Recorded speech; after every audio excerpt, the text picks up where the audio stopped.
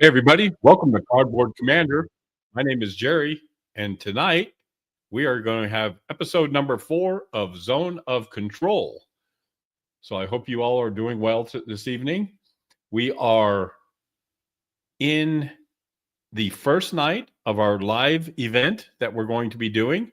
So I'm hoping that you guys are all out there and you can see what is going on and all of that. So if you can, jump into the chat and let me see that you're out here, and let me see if see what's going on. So hope you all are having a great Thursday. So going forward, we'll be doing a live show every other Thursday, and then the Thursdays that we're not live, we'll be having just a recorded show. I'm trying to schedule shows where we're not competing with other people, and I know Pushing Cardboard does a thing on Thursday nights, but they're doing it bi-weekly, so hopefully we're not overlapping and that sort of thing. Really try to not do that for everybody. But like I said, if you're here, it looks like we've already got 4 people here. I want to say thank you again. Make sure you put your comments down there so I know you're here, and let me know what you're thinking. So this week we're going to go ahead and get started with our podcast. So let's just get going here.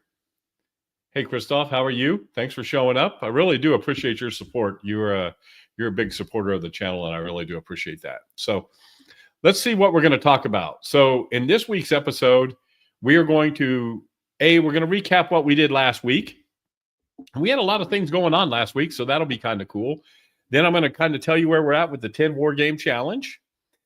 Then we're going to talk about, I bought my first book game, and I know you guys are laughing because I said I would never buy a book game, but you'll kind of understand why when you see it.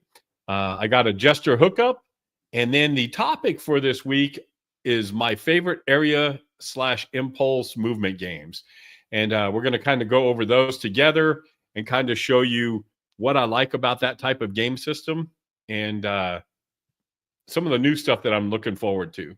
Then we're going to talk about our featured YouTube channel, which I know everybody here has seen this channel that I'm going to be talking about. And then over here, like I said, we're going to do bi-weekly. This is the first live, so I really do appreciate it. I've had some people say they wanted me to do the live. Then others say, hey, I just watched the recorded. So whichever way you watch, I just appreciate that you're here. And then next week, we will start a new segment called Roll Call, and we'll talk about that. I've already got my first guest mapped out, and so we'll be talking about that and what will be happening for them. So without further ado, let's go ahead and get started. So the first thing we're going to talk about is last week's order. So did a couple of videos, did an unboxing of Monty's Gamble Market Garden. That's from MMP, an area movement game or an area impulse game. I have the original version, and I should have put a picture up here of that. The original version is like one of the worst covers I've ever seen. Christoph, you're right. Everybody can change their mind. That's for sure. Then the next game I purchased got one on MMP for $20. The Salerno 1943 Invasion of Italy. I've heard good and bad about this series. It didn't go over very well because they only made one series of it. But I'm going to give it a shot. And for $20, it's hard to go wrong there. We're doing a video learning of Enemy Action Kharkov. That game is crunchy, and so having to do a little bit of thinking on that and kind of how we're working that out. And then my Vassal. So on Vassal, I've got a game of Advanced Squad Leader Starter Kit going on. I usually try to have one of those games going on. I finished a game of Imperial Tide, a World War I game, but then we're getting ready to start. Lamps are going out, so we'll talk about that a little bit. I'm also doing a game of Antietam from Worthington, which is a really easy game, 8-page rule book, very easy to play, but a lot of fun. I've got a Battle of the Bulge game going on from Worthington as well. I was on a Worthington kick all of a sudden for some reason. And then I'm still got a Paths of Glory game going, which I've had going on for about a month now, and that's one of my favorite games too. So are you guys playing any Vassal games? I know if I waited to play face to face, it'd be hard to do. So Vassal's actually saved my wargaming career. So that's kind of what was going on. It's kind of funny. So Enemy Action Kharkov, that's part of my 10 game war room challenge.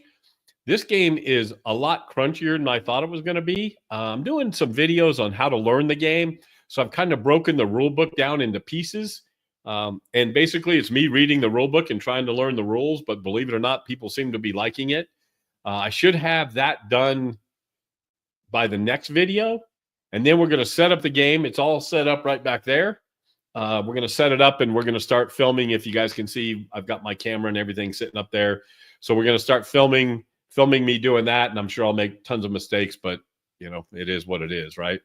But I'm looking forward to getting that on the table. And I love John Butterfield games. So I'm excited about that.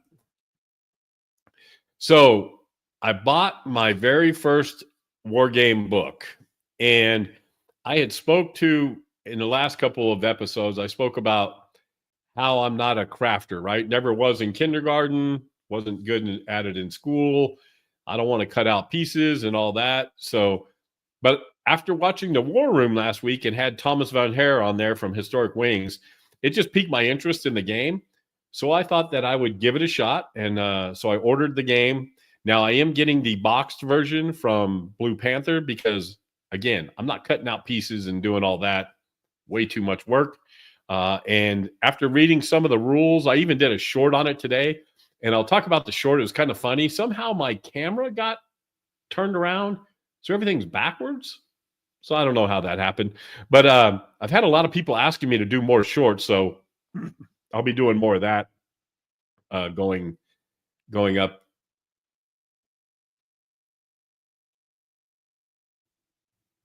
Well, Christoph, I'm thinking I'm going to enjoy it too.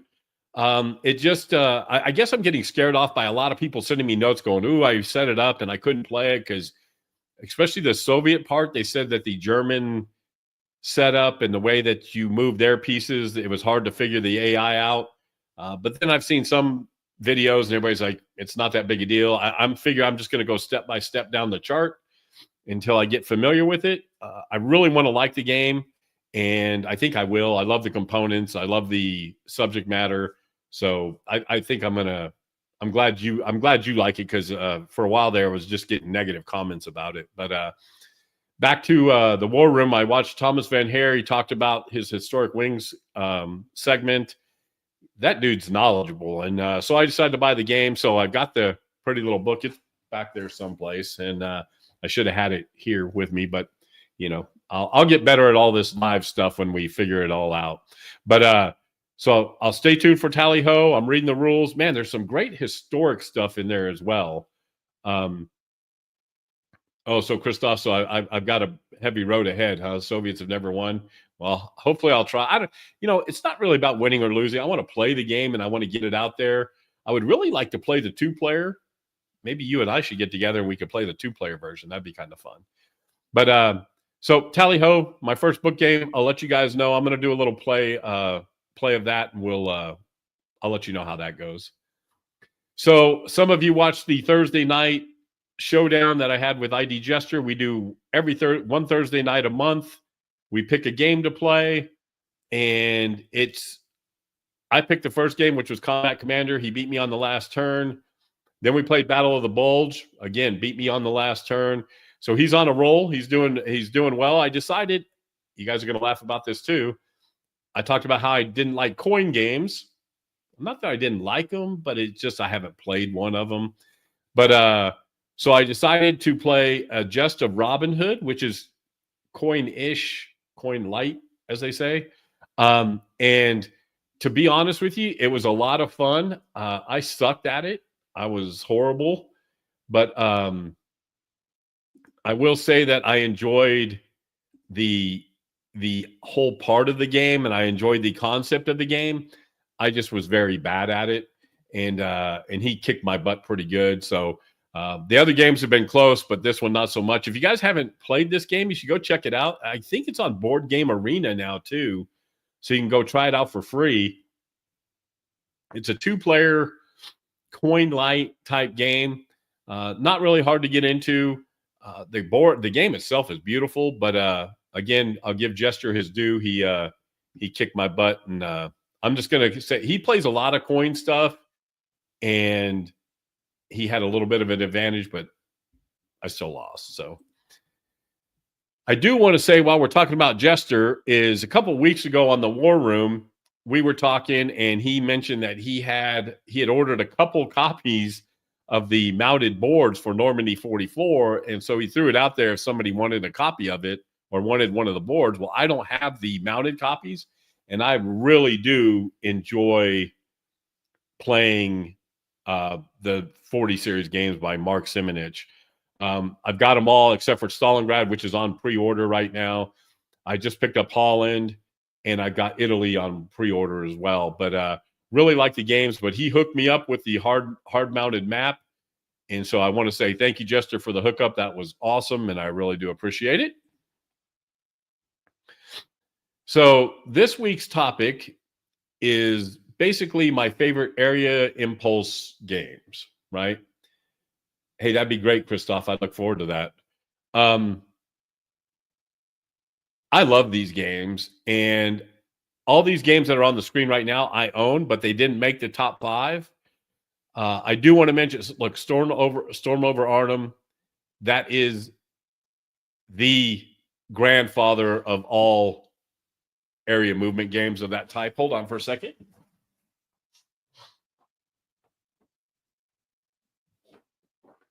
So I've got the original copy of it, and it's still one of my favorite games. It's got a great cover, by the way. Oh, and here, I didn't lie to you. There's my tally-ho book. But we come back over here to Storm over Arnhem. The cover, first of all, a Roger McGowan cover, which is classic in its own self. But then, like I said, I bet I've had this game 25 years. And Avalon Hill made this game. It was a huge concept when they first came out, because of not having hex encounters, and it was just kind of a different type of game where you move from one area to the next. Very abstract when it comes to that part of it. But the reason this is also a great book is the same guy who made this, and I forgot what his name was. I know I should have remembered that. But the designer of this game actually is the same designer of Up Front. And if you've never played Up Front, it is by far one of the best war games ever. I love that game. It's a card-driven game, which was way ahead of its time. And if you get a chance to play Up Front, it is amazing. But Storm over Arnhem is kind of the first. That's what started this whole thing with area movement games. And one of my favorite. I do have Breakthrough Cambrai from MMP. It is fun to play. I do like that game. And then I just picked up Edson's Ridge and haven't played that. Yeah, there you go. Courtney Allen. Thank you, Failure to Route. Thanks for watching. But Mr. Allen, he's always going to have a place in my heart because of Up Front and Storm over Arnhem. Really, really great games. But so we're going to go to the top 5 that I like playing of these games. And so, folks, one thing you're going to notice on the channel is I don't review or I don't talk about games that I don't own, because I just feel it's hard to do. So I do own I own all of these games that are on the screen, and then I also own the games that we're going to be talking about. So let's look at the first one on our list, and that's Breakout Normandy. And this is, I don't have them in any order, but this is one of my favorite games to play. Really great idea. The landings are done very well.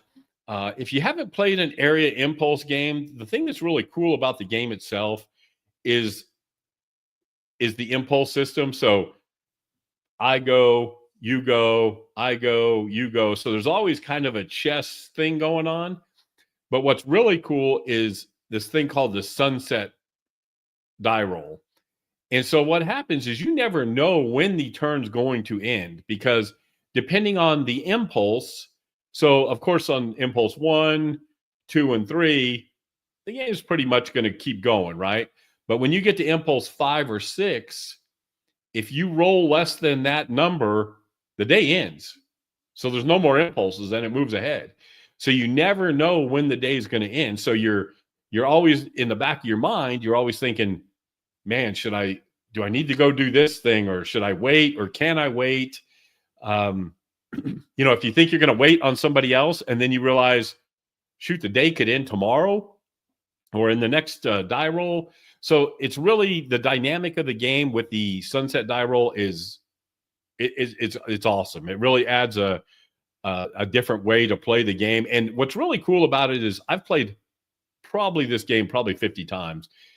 Every game is different, right? They're never the same. It's always different. It just lends itself to a great experience. Also, you'll notice on the map is see how some of the pieces are upside down.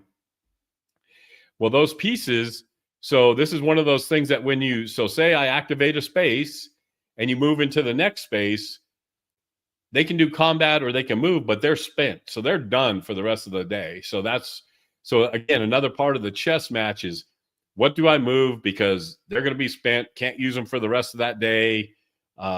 There's just some really cool dynamics. If you've never played an area impulse game, you should really give it a shot. It's kind of cool. And I love just the dynamics of the game and that sort of thing. This is the second edition cover. I actually do not have this cover. I have the original. This was made by L2. I have the original Avalon Hill cover. Don Greenwood is a genius for coming up with his sunset rolls. And if you look further down the line into these games, he really started this whole mold of these type of games. And man, they're just fantastic. So the next one on my list is Stalingrad Advance to the Volga. If you guys have not played these games, these are solo games purely. They are so much fun. The way they do the terrain in these games. So each of the terrain areas, the defense is decided. It's random every time. So there's something different every time. It's a very hard game. Each one of the terrain features gets tougher and tougher. So of course, the more you're over here in the urban, it's harder to break through. The rules are easy to play. It's one of those games that you can get into really, really quickly, but it's really hard to win. There's a couple in this series. They're also coming out with, I think Berlin is going to be the next one. And yeah, Christoph, you're right. And it's one of the games that I had this in my game last year. I play Stalingrad all the time. I still break it out. I like pushing the cardboard around with this. I don't play it on Vassal too much sometimes, but I really like playing Stalingrad when it's, when I can push counters. So that's one of my favorite area games. This one is a classic. And I will say right off the bat, the map sucks. It's one of the worst area maps on the planet, but the game itself is really, really good. It's another old school Avalon Hill. I think it was the second game in this series of the Area Impulse. But as you can tell on this map, some of the areas are very, very small, and you've got a lot of pieces that are fitting in there. It's just really hard to get it all settled. But this is a tough game, very hard to win at. But I play it two-handed. There is a solo version of it that came out in the general, I think it was. But I just play it two-handed. I like to play games that way. It's just, but Thunder Casino, I still love playing the game. It's an ugly board, but I really do like playing the game. So speaking of, this is one I did an unboxing of because I just got the new copy. I love this theater and this battle, and MMP did a great job here. The map is beautiful. The pieces are really nice. This is one of my favorite games to play. I would like to play this face-to-face with somebody. I've only played it two-handed. I'd really like to play this face-to-face with somebody, but the components are great. Again, same type of, movement spent, that sort of thing. So that all the philosophies are the same in all these games. It just depends on what you like and what you want to play, that sort of thing. So just like at Stalingrad, Manila, the Savage Streets, again, another great game. The maps are, I love these maps. So they've taken a picture, a battle map or a picture of, and they've just imposed it onto the map. And they've done a really, really good job with this. They also learned, so this thing down in the corner in Stalingrad, you don't have this. Stuka Joe came up with this thing that you can download, and it allows you to keep track of the combat and allows you to keep, they put it on the board in Manila, and it's it's amazing. Mike Ranella does a great job on his games. And Manila, to be honest with you, is, I think it's almost harder than Stalingrad. It's one of those games you got to really, you just got to keep on the gas. You got to be on the gas. You got to keep pushing. Um, it can be really tough. You got to get breakthroughs and you got to go. I've gotten my butt kicked hard in this game. It's just from time to time, it's really hard to get on the winner's circle of this game. But you guys should still give it a try. And like I said, I can't wait till Berlin comes out. I'll be picking that up quickly as well. Honorable mention is the lamps are going out. I'm getting ready to play this on Vassal.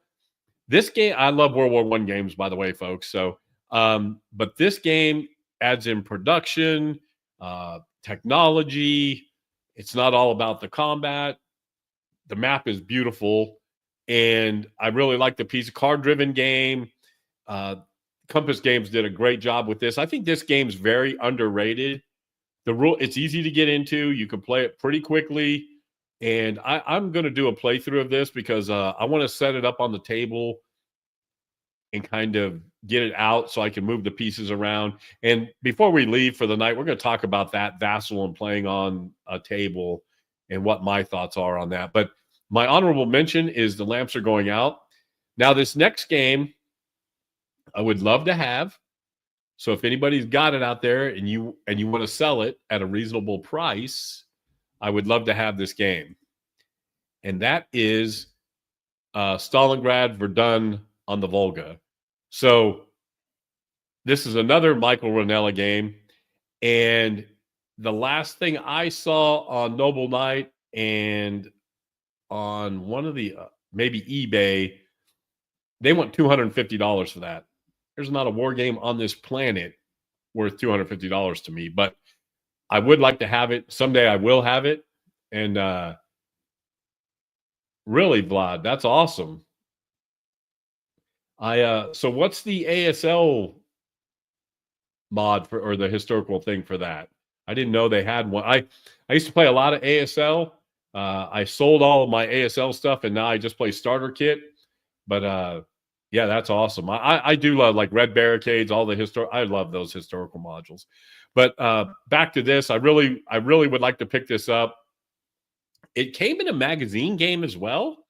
I'd prefer to have the box version of it, but yeah, I'd really like to get my hands on this. So that's on my wish list. So if anybody out there just has an extra copy laying around and they want to get rid of it, send it to yours truly. Just contact me. I'll pay the shipping and I'll give you some money for it too. So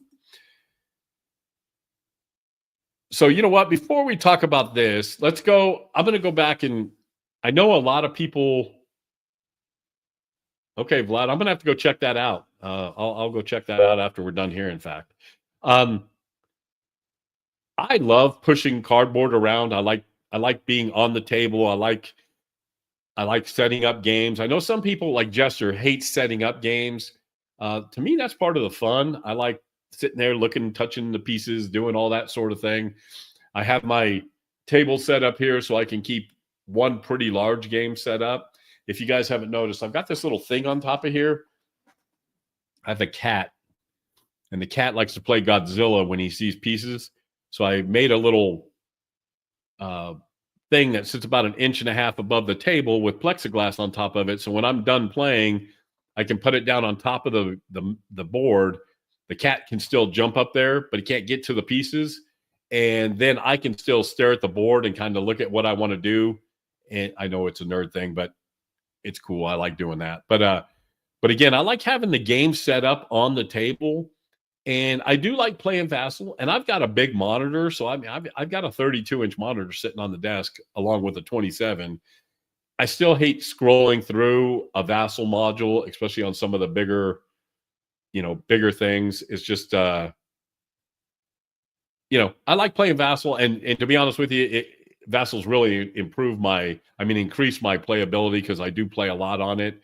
I do like playing some of the solo stuff on it, but I'd still prefer to push counters and still prefer to get it out there.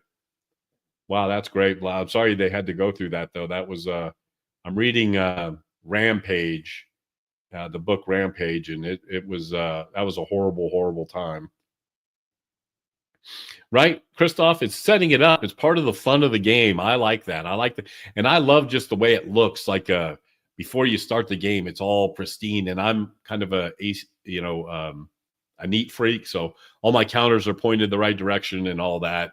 But it's just one of those things I like. So, what do you guys like? Do you like playing Vassal more than you like setting up the game, or would you rather play face to face? I know some people don't have space to set up. I am very fortunate that my wife lets me. This should be a dining room, but she lets me use this for my gaming room, and I have another YouTube channel that's based on motorcycles and off-road stuff. So I mean, I do a lot of stuff in this room, so it's really my little happy place. But she lets me do it, so that's really cool. I do appreciate that for her. But yeah. So do you guys like setting up the game, or would you rather play on Vassal? And then if you play on Vassal, do you like playing I love playing face to face on Vassal, where you can use Discord. So I play in the Combat Commander ladder each month. And speaking of that, that's kind of funny. So we've been trying to get Jester on the Combat Commander ladder, and so he decided to join. Guess who his first opponent is? Yeah, me, yours truly. So I'm getting my revenge on him. And but the Combat Commander ladder is a monthly thing that we play on Vassal, but we use Discord. I've played a lot of games, Triumph and Tragedy, doing that same strategy. So I really like playing Vassal where we can talk and kind of go. I do like that. I do play by email, especially for Advanced Starter Kit and a couple of Paths of Glory. I'm playing just through email. But let me know, what you got, how you guys play it and everything. Okay, we'll go on. I've rambled enough. So my featured YouTube channel this month is none other than the famous Player's Aid. And when I started getting back into the online wargaming thing, I stumbled across this channel.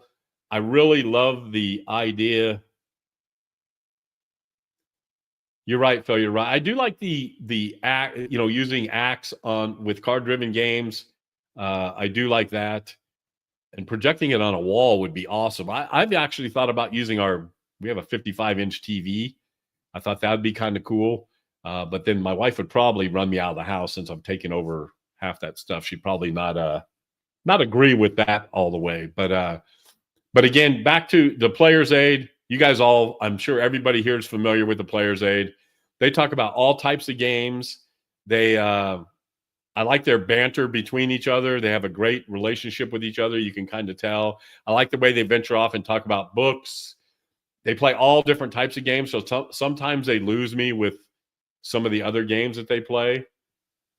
Right? Grant and Alexander. Alexander cracks me up. That dude he makes me laugh.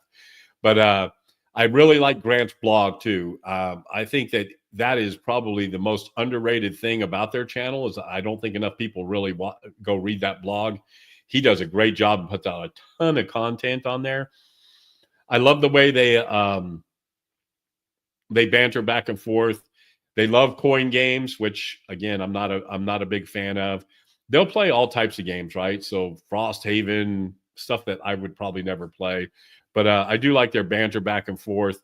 One of the things with Alexander, you've got to go watch when he talks about Advanced Starter Kit, when he goes through the ASL stuff. It is hilarious because you can tell he has no idea what he's talking about. And it's just brand new to him. And he admits that, but it's just funny seeing how he reacts to all the stuff and all the intricacies of the game. They say they don't like to play crunchy games, but then they play some of the GBACW and all that Civil War stuff that I don't know if I would ever jump into because it just looks like it's really hard to get into. So the Player's Aid, you should go check it out. they've only got like almost 20,000 subscribers, so they need more. And oh, hey, speaking of more subscribers, we're at like 910, which is incredible. I want to thank you guys for that. In the last 3 months, we've gone from 250 to almost 1,000. So I really do appreciate the support there. So again, we're going to be doing the Thursday nights bi-week. So there'll be a podcast every Thursday night, but one will be recorded and the other one will be bi-weekly. So stay tuned for that. Put it on your calendar, all that sort of cool stuff. So roll call, we're going to talk about roll call. So that's going to start next week. So roll call is going to be where I interview. And when I say interview, it's going to be 5 to 6 questions of war gamers, guys like you and me, right? I'm just going to, if it's a live show, I'll get them on the show. We'll talk about that. If they don't want to be on the show, we'll record it and I'll do it that way. But basically just asking 5 to 6 questions about war games, what they like. It'll be a quick segment, but just to kind of get the pulse of what the average war gamer or gamer is talking about. So many people, our hobby's not, it's harder to get younger people in. So I'm trying to see what draws people into the hobby and having these questions. And then we just get to meet new people in the community. So I will kind of give you a heads up. The first one next week will be recorded, but it's going to be Ted Branton. And if you guys have played Western Front Ace, he does a great campaign on Facebook. And that's a great game, by the way, folks, if you haven't played it. But he does this campaign on Facebook, and he's going to be our guest. So stay tuned for that. But roll call will start next week. So, folks, I try to keep this within 30 minutes. We are at 31 minutes and 59 seconds. So if you like the podcast, comment down below, do the thumbs up thing, send a comment, all that sort of thing. If you haven't subscribed, please subscribe. So again, 86% of the people who watch this show or who watch the channel or see my videos, they're not subscribed to the channel. So please subscribe to the channel. I've got a Facebook group called Cardboard Commander. I'm on X a little bit. Also, I have a blog. If you go to cardboardcommander.com, you can see all that. And thanks, Christoph. I really do appreciate it. And hey, maybe Christoph, I need to chat with you. You may be one of those people I need to get on here for the questions. We'll have to work that out. But folks, again, thanks for everything. Quick 30 minutes. Really do appreciate you. And until next time, everybody, be safe, be kind, and happy wargaming. Talk to y'all soon.